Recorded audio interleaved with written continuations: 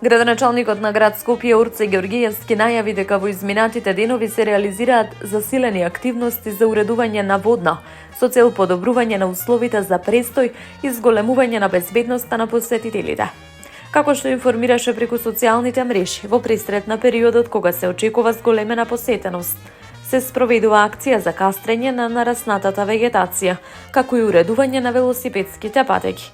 Патеките се прошируваат на ширина од 2,5 до 3 метри и должина од околу 5 километри, што ќе придонесе за поголема безбедност и удобност за рекреативците. Дополнително издаден е налог до јавното претпријатие Паркови и зеленило за целосна реконструкција на урбаната опрема. Во рамки на овие активности ќе се обновуваат клупите, кантите за отпадоци, мошчињата и пешачките патеки, со цел просторот да добие поуреден и современ изглед, велат надлежните. Во насока на зголемување на безбедноста во соработка со Црвениот крст, во текот на летниот период ќе биде обезбедено континуирано присуство на спасители и волонтери, подготвени да интервенираат во случај на потреба.